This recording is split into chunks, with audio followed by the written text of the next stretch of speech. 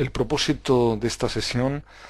es hacer un breve resumen de las ideas principales que aparecen en el texto de Lessing, Laoconte o los límites de la pintura y la poesía, y que fue publicado en Berlín en 1766.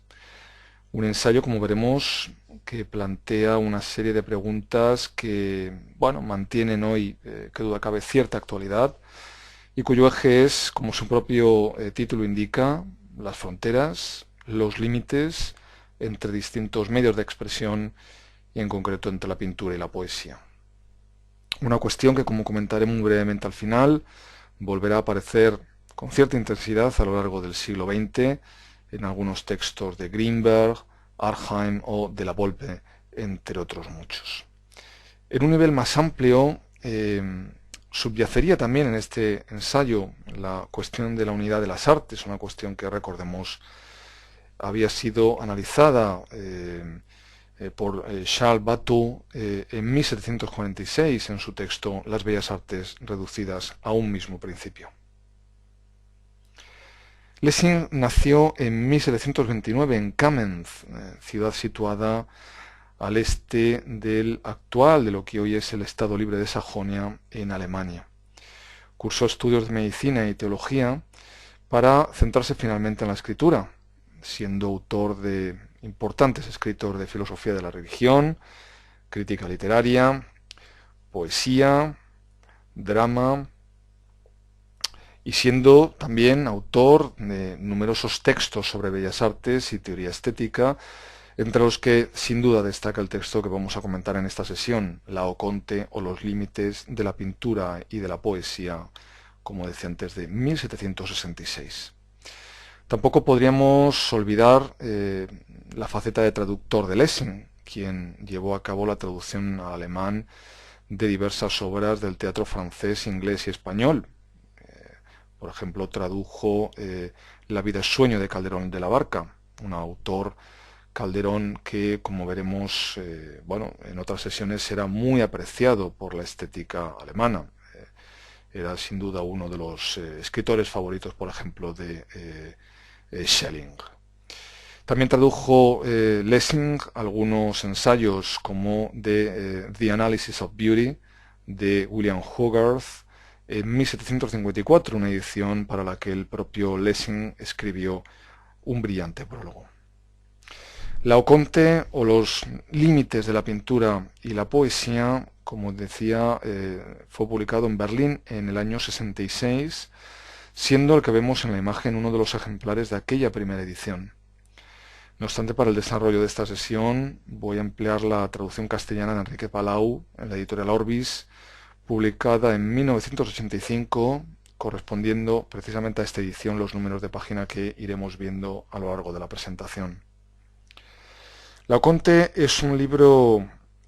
concebido originalmente como el inicio de un tratado posterior sobre ideas estéticas que, sin embargo, Lessing no llegó nunca a escribir. El carácter, digamos, no metódico del libro, así como su estructura, un tanto desordenada, es algo que, el propio autor reconoce, escribiendo en las páginas iniciales lo siguiente, dice Lessing: las consideraciones expuestas en él han nacido fortuitamente y su desenvolvimiento más se debe al fruto de mis lecturas que al desarrollo metódico de principios generales. Por esto deben considerarse más bien como una colección desordenada de apuntes para escribir un libro que un libro mismo. Evidentemente el título de este libro, Laoconte, se refiere al famoso conjunto escultórico que, en opinión de Lessing, había sido ejecutado, realizado por escultores griegos en el periodo de los primeros emperadores. Hay que recordar que Plinio atribuyó esta obra a tres escultores griegos de la escuela de Rodas, del periodo helenístico, a Gesandro, Atenodoro y Polidoro. Una obra que, en todo caso será en este libro el punto de partida de la argumentación de Lessing y sobre el que irá regresando en numerosas ocasiones. Como ya sabemos, este conjunto escultórico es la representación de Laoconte, sacerdote troyano, un un conjunto escultórico en el que aparece con sus hijos, siendo todos ellos atacados por dos serpientes venenosas que habrían sido enviadas a Troya desde la isla de Tenedos como castigo por la desconfianza mostrada por Laoconte en relación al regalo que en forma, como sabemos, de inmenso caballo de madera los griegos les habían hecho una vez finalizado el asedio de la ciudad. Es un conjunto escultórico, como digo, ya mencionado por Plinio, pero que estuvo siglos desaparecidos hasta que fue encontrado en 1506 cerca de la Basílica Santa María Maggiore en Roma. Parece ser que se le encontró en el lugar que ocupaba la casa del emperador Tito, y de hecho Plinio ya había escrito que él la había visto allí. Cuando Plinio se refiere a esta obra dice in Titi imperatoris domo, es decir, que Plinio vio esta obra en la casa del emperador Tito. El conjunto escultórico fue encontrado en el estado en que muestra este grabado de Marco Dente. La obra, vuelvo a recordarlo, fue tradicionalmente atribuida al escultor Agesandro de Rodas y habría sido realizada probablemente en colaboración de sus hijos Atenodoro y Polidoro. La obra fue luego en 1540 restaurada y completada, añadiendo, como vemos en esta fotografía de 1850, los brazos que faltaban a las figuras,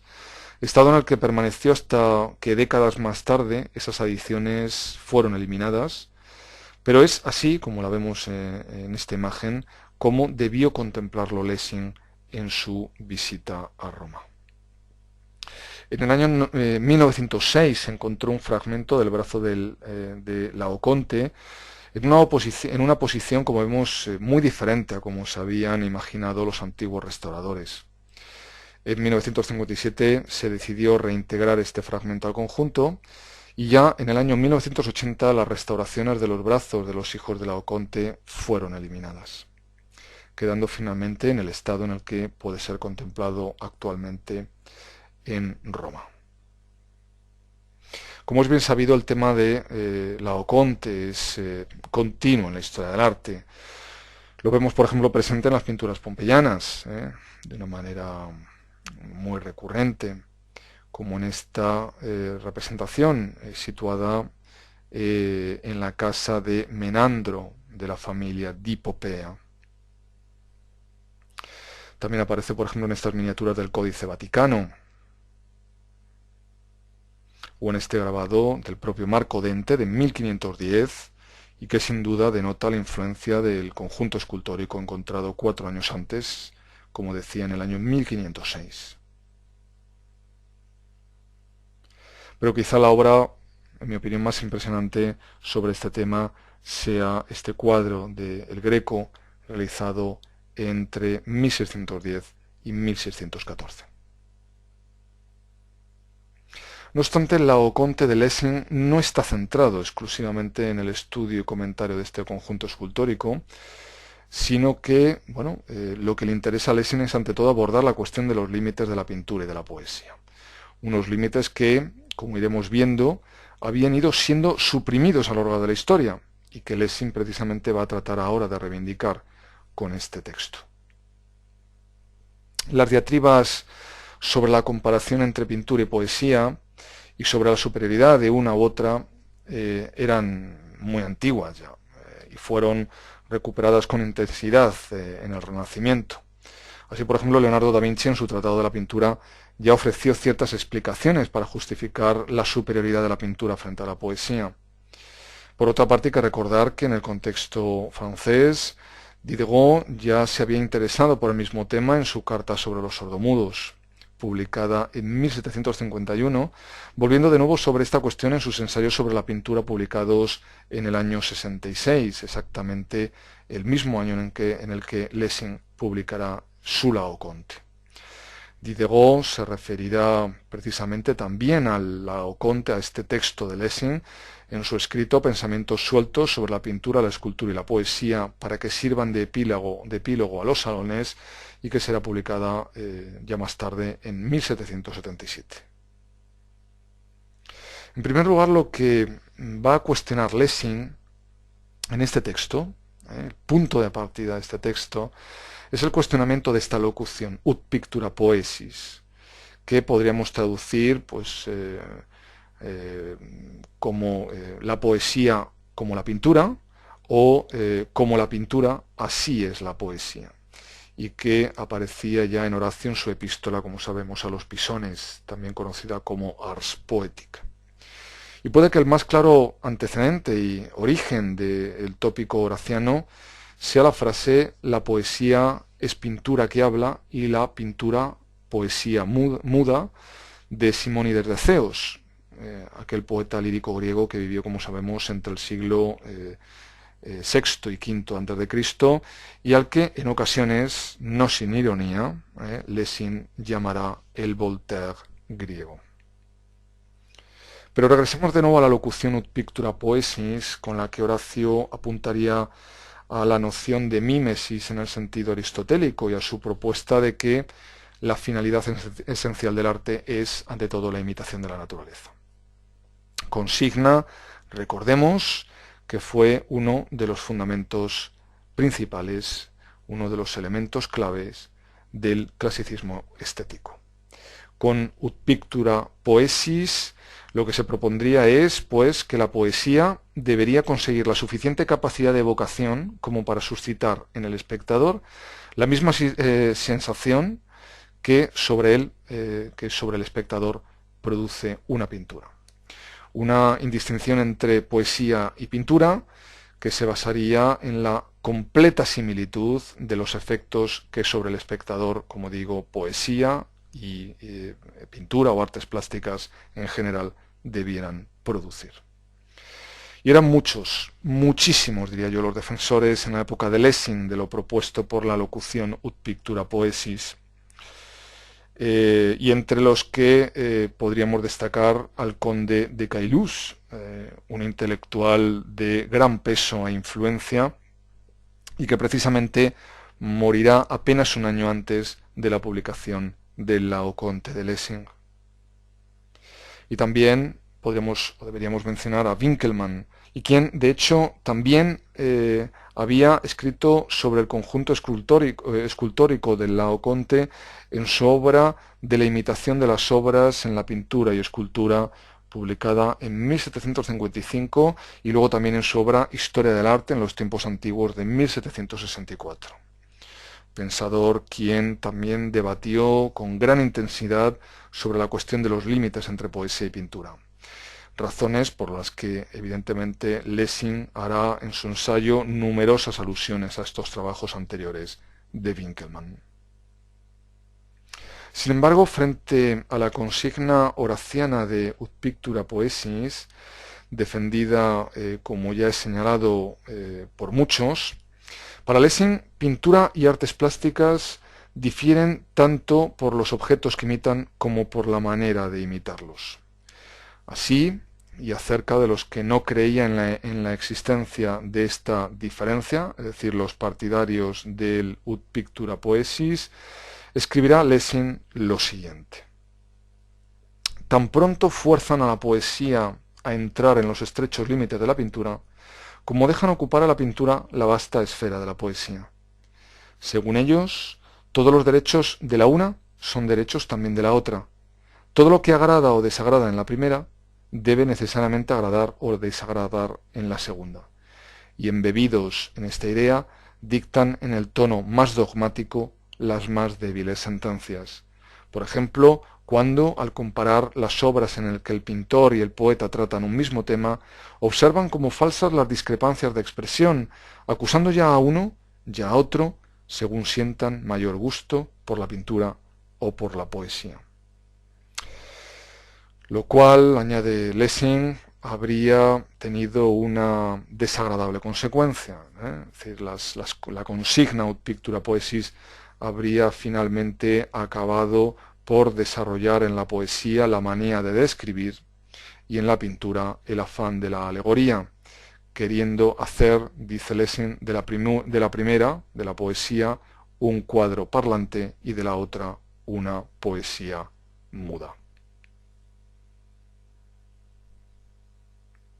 Y precisamente añadirá Lessing combatir este falso gusto y aquellas sentencias injustas, es decir, combatir la frase horaciana, ¿verdad?, son o van a ser los objetivos primordiales de las consideraciones que siguen en este libro. El punto de arranque de Lessing, como ya he comentado, se situará en una serie de referencias a Winckelmann y a su obra de la imitación de las obras griegas en pintura y en escultura, obra en la que, como ya señalé, Winckelmann también habla de este conjunto escultórico, del Laoconte. Allí Winckelmann sostenía la teoría de que el carácter general que distingue por excelencia las obras maestras de la pintura y de la escultura griegas, decía él, consiste en una noble sencillez y una reposada grandeza, tanto en la actitud como en la expresión. Afirmando Winckelmann lo siguiente, dice: así como las profundidades del mar permanecen siempre en calma, por tormentosa que sea la superficie, así también en las figuras del arte griego la expresión revela un alma grande y serena en medio de todas las pasiones. Algo que en opinión de Winckelmann se denota no sólo en el rostro del Laoconte, sino en todo su cuerpo, a pesar de sus horribles sufrimientos. El dolor que acusan todos sus músculos y tendones, y que sin mirar el rostro ni las demás partes del cuerpo nos dice queremos descubrir con solo fijar la vista en el abdomen, dolorosamente contraídos, ese dolor, repite, dice, no se manifiesta, sin embargo, por ninguna expresión de rabia o de furor. En opinión de Winckelmann, no lanza ningún grito terrible el Laoconte o Laoconte, como Virgilio, al contrario de lo que Virgilio atribuye a su Laoconte. Por el contrario, escribe Winckelmann, la abertura de la boca más bien indica un suspiro ahogado y comprimido, tal como lo describe Sadoleto. El dolor del cuerpo y la grandeza del alma están distribuidos, o por decirlo así, repartidos en equilibrio perfecto y con igual vigor en el conjunto escultórico. Laoconte sufre, pero sufre como el Filoctetes de Sófocles. Sus sufrimientos nos llegan al alma, pero querríamos saber soportar el dolor como aquel hombre. Para Lessing, la observación de Winckelmann, y que sirve de fundamento a estos comentarios, sería perfectamente justa, esto es, que el dolor no se manifiesta en el rostro del Laoconte con el vigor que debiera, esperarse de la violencia de ese ataque. Pero Lessing no está de acuerdo en la razón que da Winckelmann. Es decir, que en las figuras del arte griego la expresión de calma es la que revela un alma grande y serena en medio de todas las pasiones. Por el contrario, en opinión de Lessing, los gritos derivados de un dolor físico, según el antiguo modo de pensar de los griegos, podrían perfectamente armonizar con un alma grande. Y de hecho, Lessing nos recuerda varios ejemplos de héroes griegos que aparecen llorando, presa de sus emociones, y sin que ello suponga la carencia de esa alma grande, ¿no? Por tanto, dice Lessing, la necesidad de expresar esta grandeza no puede ser el motivo que impidió al artista reproducir en el mármol la acción de gritar. Es decir, que en el rostro del Laoconte, el hecho de que en el rostro del Laoconte no se muestre ese grito terrible, que según el poeta Virgilio,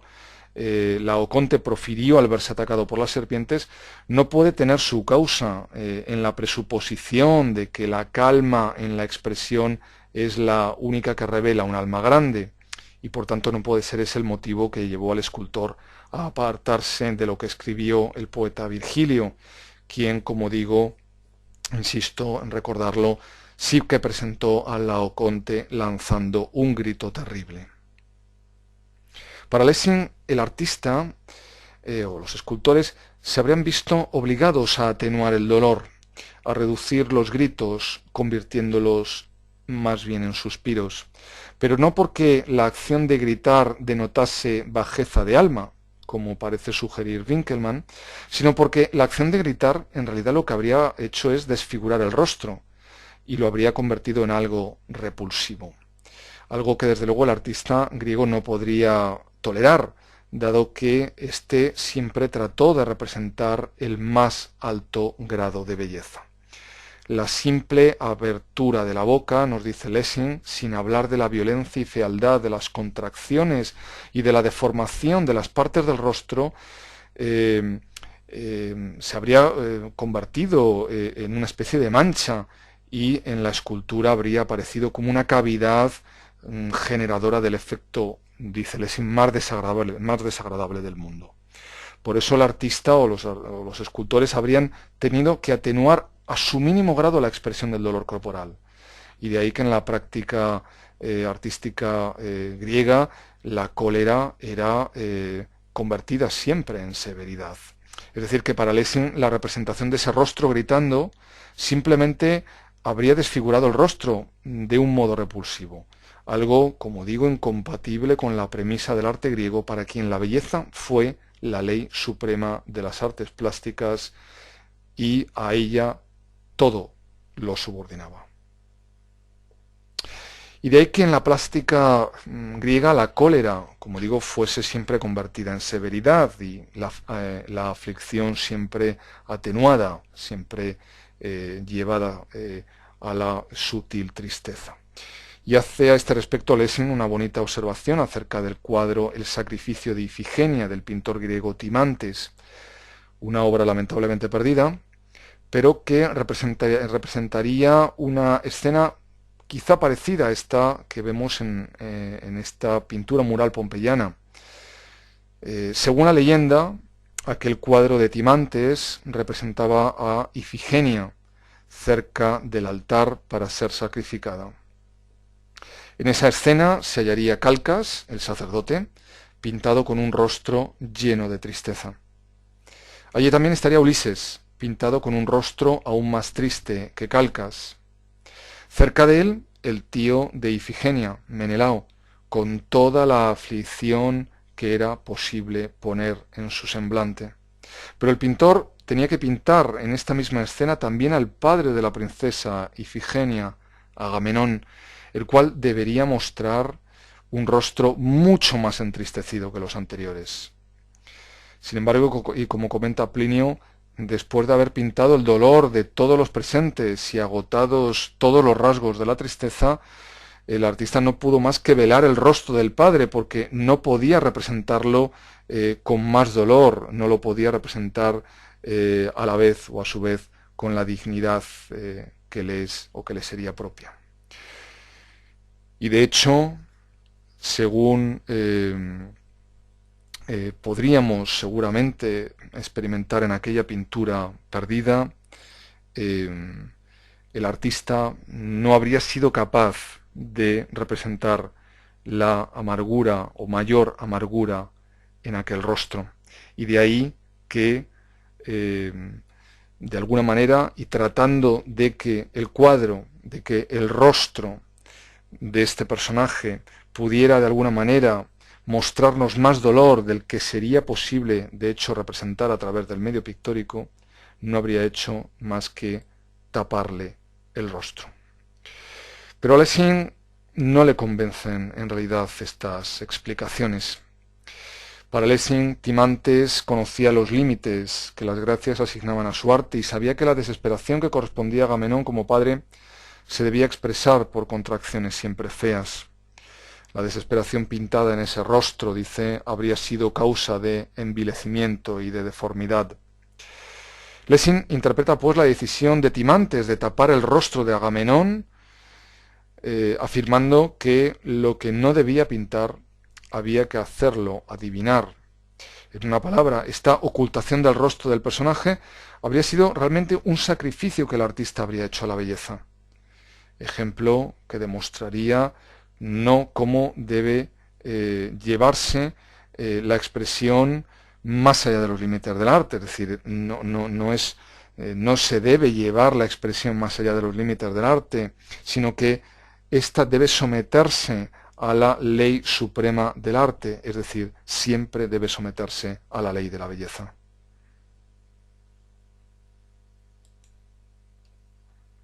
Según Lessing, en el arte es fecundo solo el instante que deja el campo libre a la imaginación. Y en todo desarrollo de un sentimiento, el instante del paroxismo es el que, en su opinión, menos goza de ese privilegio. Más allá no existe ya nada, y mostrar a los ojos el grado extremo de la pasión sería simplemente ligar las alas de la imaginación. Así escribirá: si Laoconte suspira, la imaginación puede oírle gritar, pero si grita no puede ni elevarse un grado sobre esta imagen, ni descender un grado de ella, sin verla en una condición más soportable y por ende menos interesante. Es decir, que si gritara,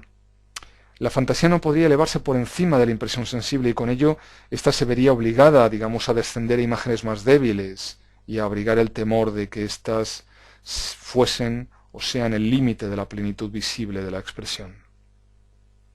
En la misma línea de lo propuesto por Lessing se manifestará sin duda Diderot en el comentario de esta misma obra, cuando, en pensamientos sueltos sobre la pintura, la escultura y la poesía, para que sirvan de epílogo a los salones de 1777, afirmará Diderot lo siguiente, dice: lo que me impresiona especialmente en este famoso grupo de Laoconte y sus hijos es la dignidad que el hombre conserva en medio del dolor más profundo. Cuanto menos se queja el hombre que sufre, más me conmueve.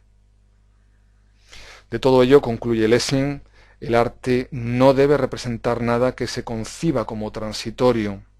Por eso el arte, Laoconte no puede aparecer gritando, porque eso sería algo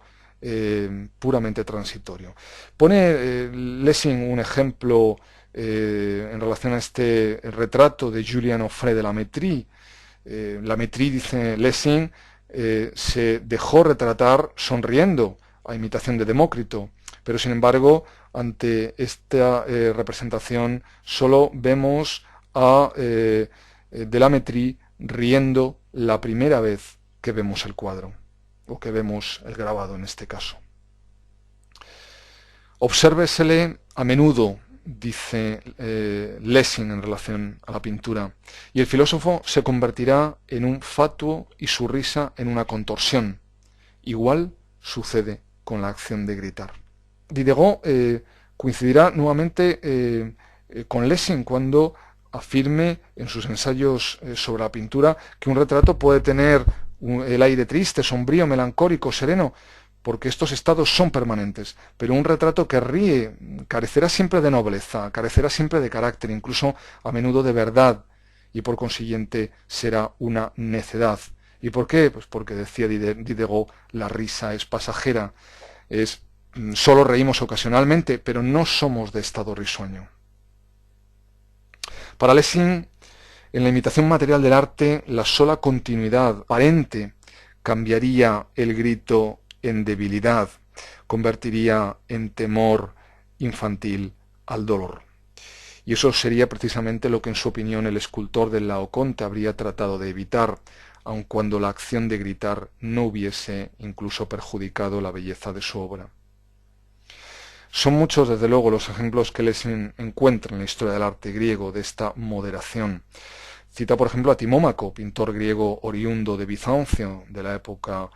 de Alejandro Magno, un pintor que habría escogido por temas fundamentalmente la expresión de los sentimientos más violentos. No nos quedan obviamente restos de aquellos cuadros de Timómaco, pero quizá podemos imaginarnos una de sus más célebres pinturas ayudándonos nuevamente de la visión de un fresco pompeyano, en donde aparece en este caso Medea debatiendo asesinar a sus dos hijos. De las descripciones que de los cuadros de Timómaco nos quedan, escribe Lessing, resulta claro que el artista supo escoger perfectamente el momento en el que el espectador concibe, mejor que ve, el mayor grado de pasión, y combinó con este momento una forma de expresión desligada suficientemente de la idea de lo transitorio. En la Medea, continúa Lessing, no escogió el preciso instante en que ella degüella a sus hijos, sino el momento anterior, aquel en que el amor maternal lucha todavía con los celos. Así prevemos mejor el final de esta lucha. Temblamos de antemano a la idea de ver en breve a Medea en todo su furor, y nuestra imaginación va mucho más allá de todo lo que el pintor pudiera representarnos en tan terrible momento. Por el contrario, añade Lessing, otro pintor desconocido tuvo la torpeza de representar a Medea en el frenesí de la desesperación, dando a este grado pasajero del furor una perpetuidad que repugna, dice, a toda naturaleza. En definitiva, para Lessing, y aquí volveríamos al tema central del libro, los límites entre poesía y artes plásticas de alguna manera estarían vinculados en esta problemática, digamos, conectada, relacionada con la moderación con que el autor del Laoconte ha expresado el dolor físico. Derivan, digamos, los límites entre poesía y artes plásticas, por tanto, de la condición misma del arte, porque ellos tienen límites, o ellos tendrían límites necesarios. Sería pues muy difícil, en su opinión, aplicar ninguno de los motivos propios de la pintura o de la plástica a la poesía. De hecho, la diferenciación que plantea Lessing entre la plástica y la poesía estaría basada pues en que la belleza física que él define como el perfeccionamiento de la capa visible de los cuerpos no es para el poeta, dice, sino uno de los medios más pobres de los que él dispone para hacer interesantes a sus personajes. Esto explicaría que Virgilio sí que hace gritar a Laoconte, pues cuando uno lee ese pasaje, no se nos ocurriría, dice, pensar que para gritar es necesario abrir desmesuradamente la boca y que este gesto afearía el rostro. Es decir, que debido a las diferencias inherentes a cada una de las artes, a la escultura y a la poesía, debido a la condición diferenciada, por tanto, de cada arte, el poeta Virgilio sí que pudo hacer gritar a Laoconte, y sin embargo el escultor solo le pudo hacer suspirar. Sin embargo, esta comparación entre lo que hizo el poeta Virgilio y lo que hizo el escultor, los escultores, tendrían desde luego en cuenta las teorías de Bartolomé Marliani y de Montfaucon, que consideraron que el grupo del Laoconte era obra de los artistas griegos o de artistas griegos de la época de los emperadores, pero sobre todo, y esto es lo más importante, que habría sido la descripción de Laoconte por parte de Virgilio la que les habría servido de modelo. Lessing va a ver o considera como posible este supuesto. Insisto, que los escultores hubieran trabajado siguiendo el modelo de Virgilio, una suposición que Lessing acepta aún sabiendo muy bien, dice, cuánto dista esta probabilidad de alcanzar la certitud histórica. Desde luego hay diferencias entre la descripción que hace Virgilio y la escultura. Por ejemplo, Virgilio, en la narración de este ataque de las serpientes, representa a las serpientes envolviendo a Laoconte dos veces la cintura y dos veces también rodeando su cuello, y además elevando amenazadoras sus cabezas muy por encima de él, lo cual, como vemos, no sucede en la representación escultórica. Por otra parte, en el texto de Virgilio, nos recuerda Lessing, las partes más nobles son oprimidas hasta ser trituradas y el veneno es dirigido directamente al rostro. No obstante, la explicación que nos da Lessing es que la descripción propuesta por Virgilio no podía convenir a unos artistas que deseaban mostrar los efectos del veneno y del dolor sobre el cuerpo, pues para que pudiesen precisamente observarse estos efectos era menester, dice, que las partes principales, el torso de las figuras principalmente, quedasen tan libres como fuese necesario. Según Lessing, los enlaces dobles de las serpientes hubieran ocultado el cuerpo casi por completo y aquella dolorosa contracción del abdomen tan expresiva hubiera permanecido oculta, y toda la parte del cuerpo que hubiera quedado al descubierto por encima y por debajo de los repliegues o entre ellos se habría visto en depresiones, hinchazones producidas no por el dolor interno, sino simplemente por la presión externa.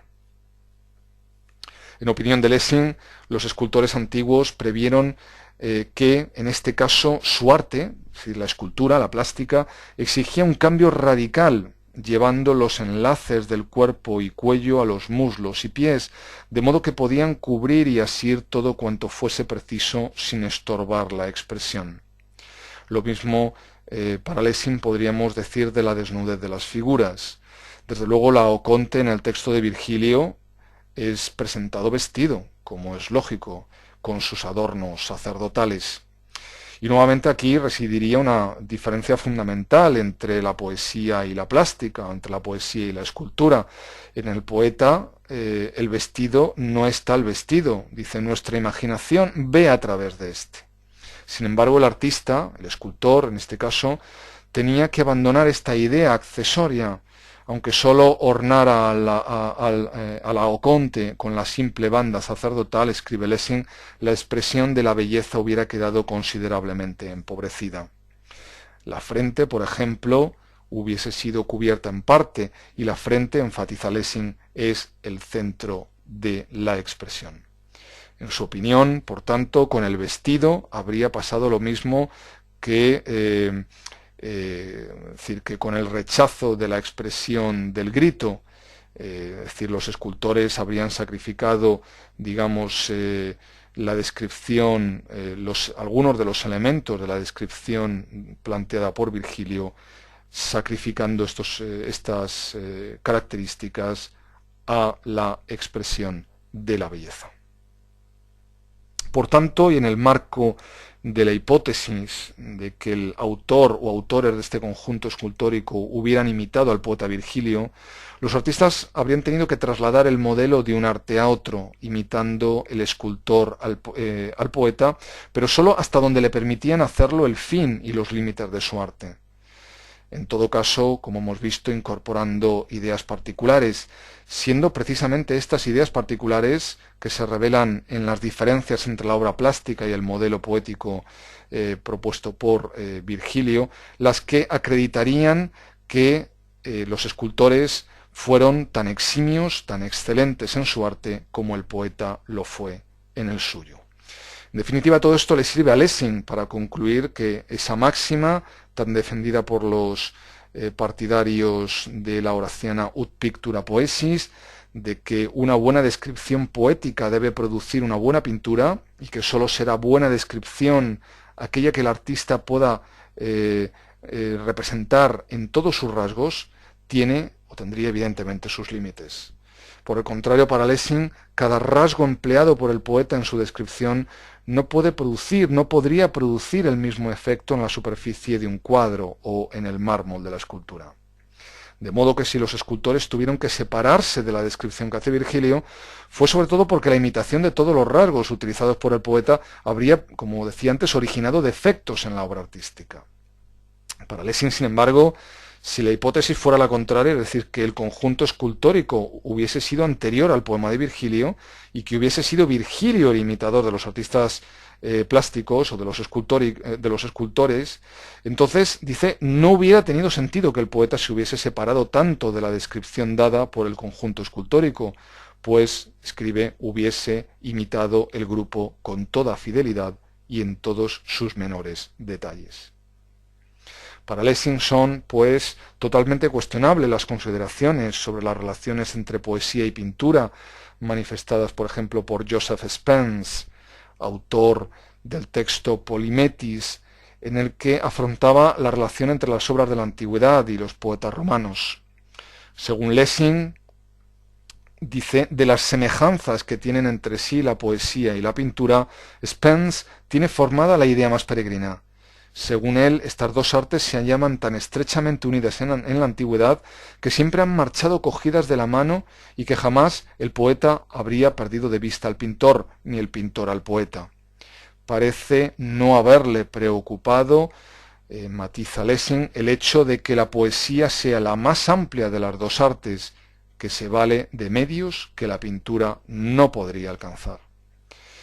Al parecer, continúa Lessing, Spence no pensó en todo esto y por ello, a la menor diferencia que nota entre los poetas y los artistas de la antigüedad, le vemos sumido en un atolladero del que no puede salir. Para Lessing,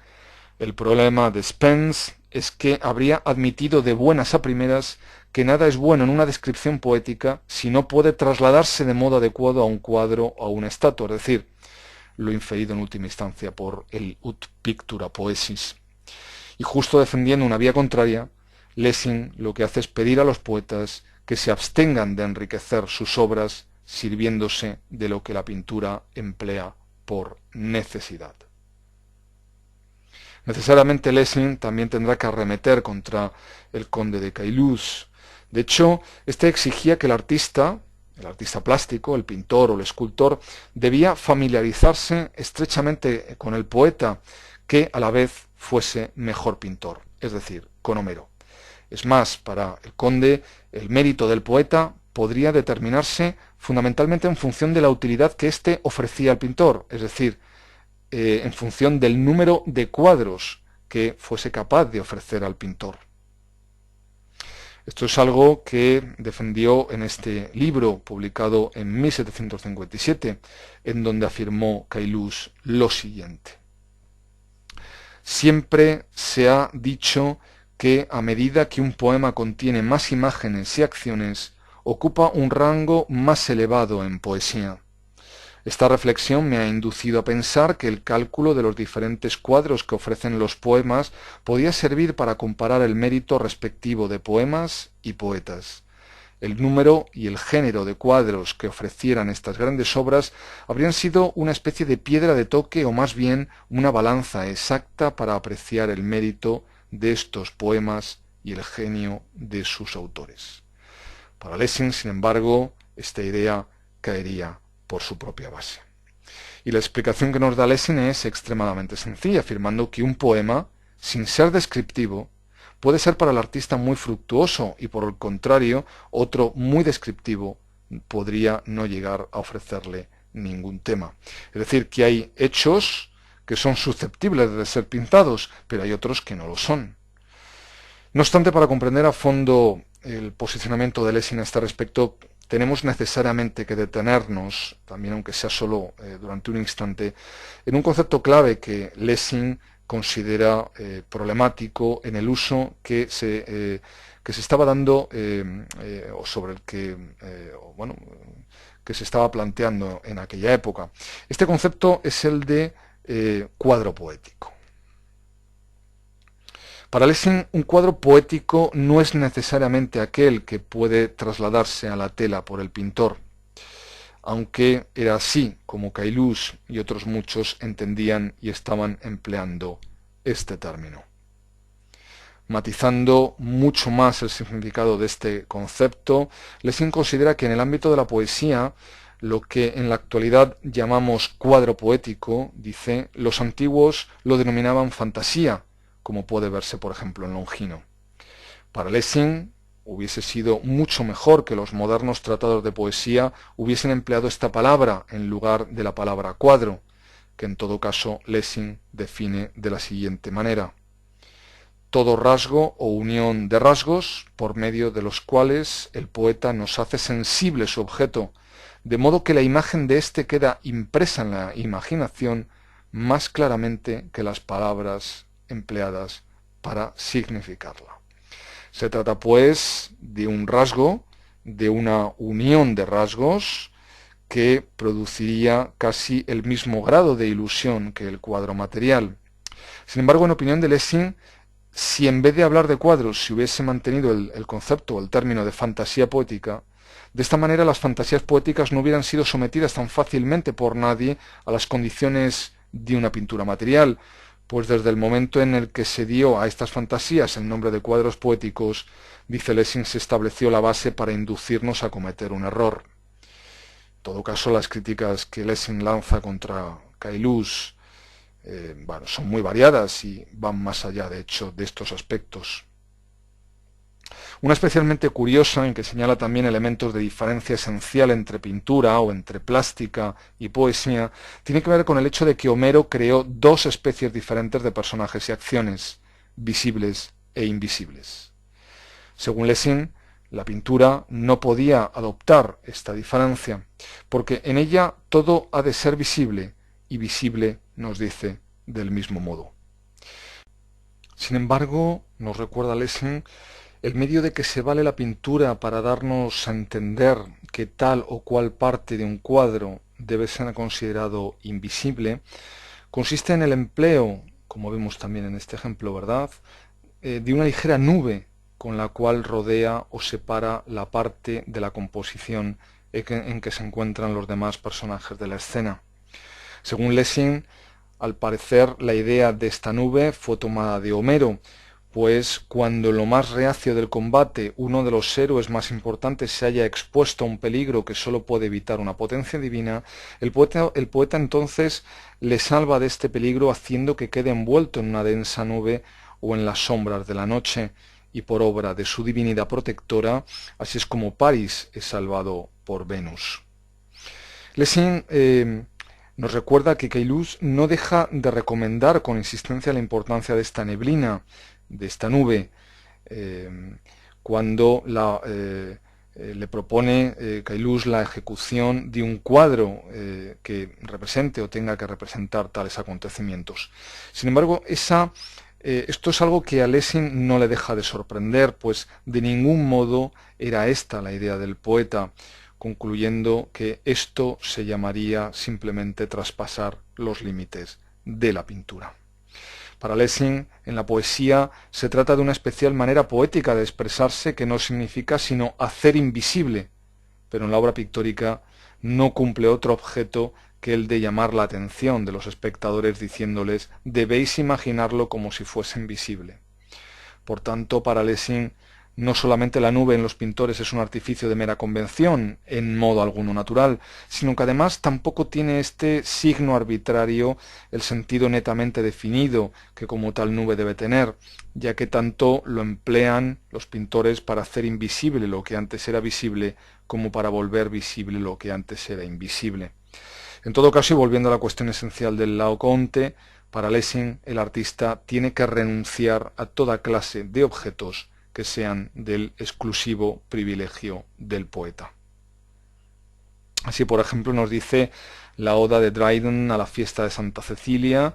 y que como sabemos era la base de la partitura homónima de Händel, está llena de pinturas musicales que no podrían ser, dice, pintadas.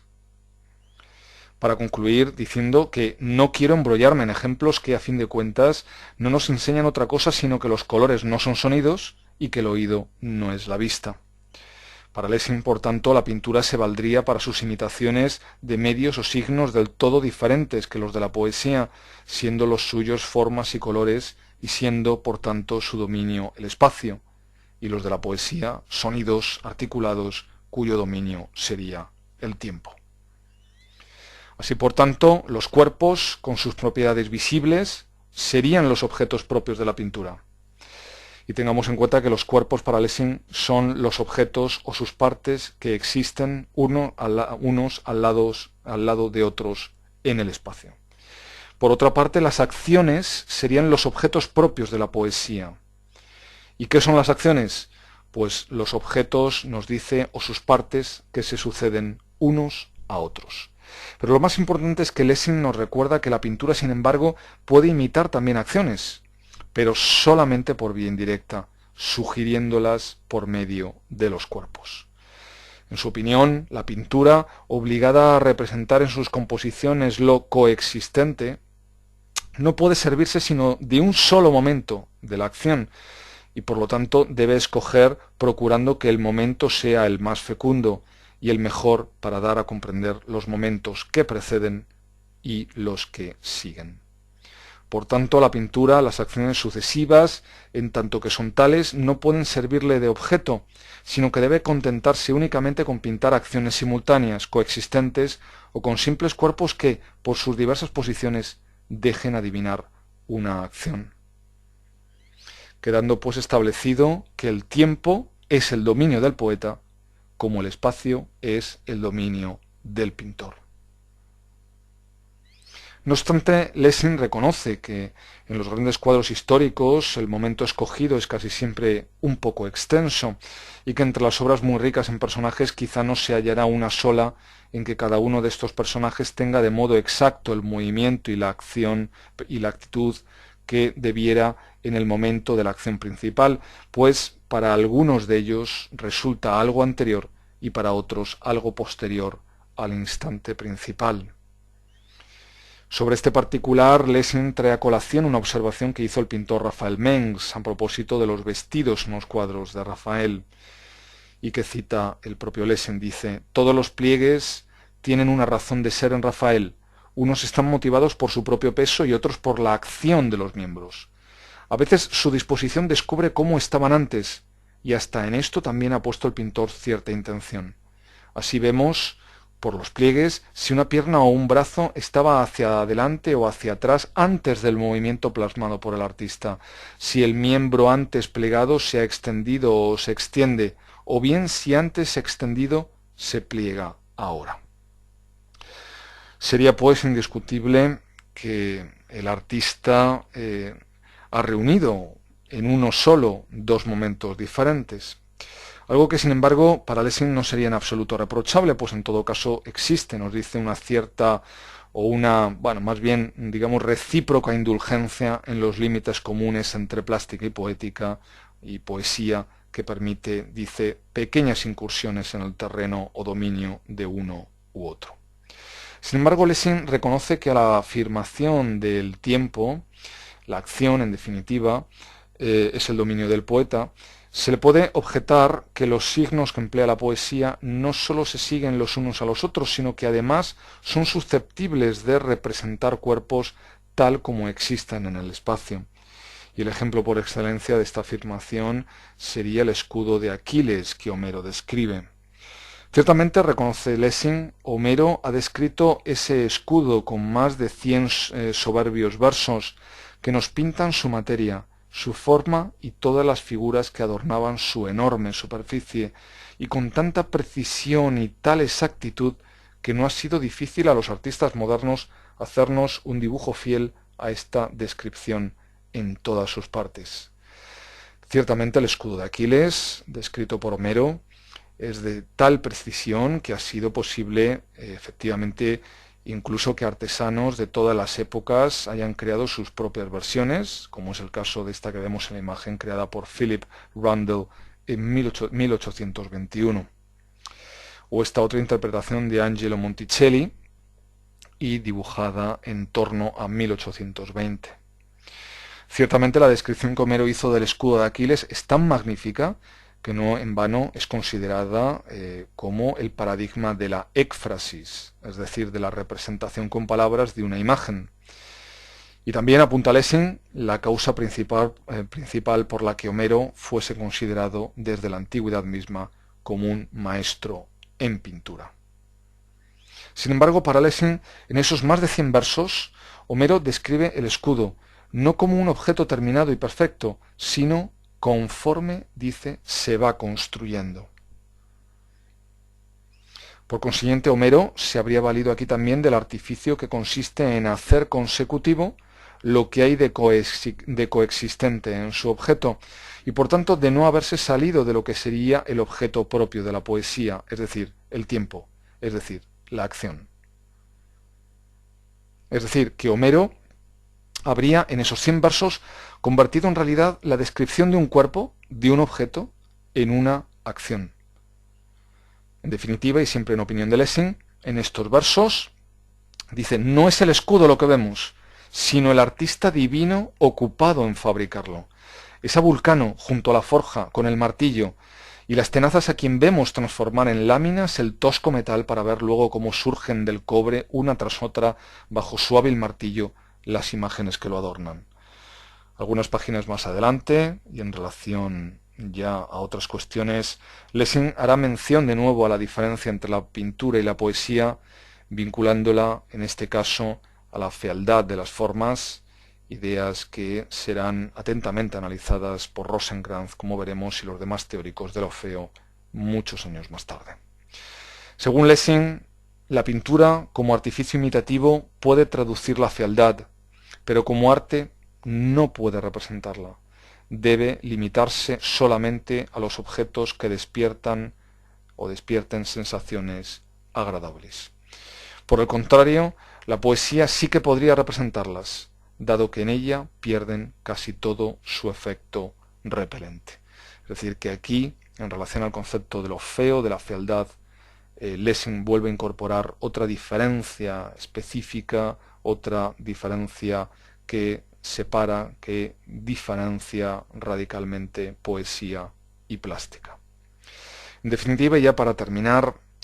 recordar que además de señalar las diferencias entre poesía y artes plásticas y sobre la que se fundamentó su crítica, como hemos visto, a la consigna Ut Pictura Poesis, también para Lessing existe una superioridad de la poesía frente a la pintura, señalando que en la misma proporción que la vida supera la imagen, es superior el poeta al pintor. Y por último, solo señalar ya la gran influencia que el Laocoonte de Lessing va a tener en la siguiente generación de pensadores y artistas alemanes, Herder, Goethe, Schiller, Richter, Hoffmann, Novalis, etc. El Laocoonte, de hecho, fue un texto acogido con mucha expectación en el momento de su publicación, y sus críticas a Finkelmann, por entonces el más reconocido teórico del arte del momento, no dejaron de acarrear intensísimas polémicas. En cierto sentido, podríamos decir que el Laocoonte fue de hecho un capítulo más de la vieja ya querella entre antiguos y modernos. Son muchas, desde luego, las cuestiones que Lessing introdujo y sobre las que la estética y la teoría de las artes volverá, como decía al principio de esta sesión, una y otra vez a lo largo del tiempo, como por ejemplo, como hemos visto, la cuestión del tiempo en relación a la imagen estática de la pintura o de la escultura, o la separación entre las formas espaciales de la plástica de las discursivas o temporales de la poesía. Una cuestión esta última que reaparecerá de forma renovada, por ejemplo, en la crítica del juicio de Kant, quien distinguirá, como sabemos, entre artes espaciales y temporales, aunque refiriéndose en este caso a las artes plásticas y a la música, apareciendo de nuevo mucho más tarde y con gran intensidad en el texto de Clement Greenberg, Towards a Newer Laocoon, de 1940, en el que, retomando la discusión abierta por Lessing, Greenberg criticará el carácter narrativo literario del surrealismo. Rudolf Arnheim, por su parte, reclamó también la necesidad de un nuevo Laocoonte en su libro El cine como arte, de 1957. Por otra parte, el teórico Galvano de la Volpe, en la primera edición de su Crítica del Gusto, incluyó un texto también titulado Laocoonte 1960, y en el que regresaba de nuevo a la problemática central abierta por aquel texto de Lessing, es decir, a la posibilidad de una teoría de la unidad de las artes.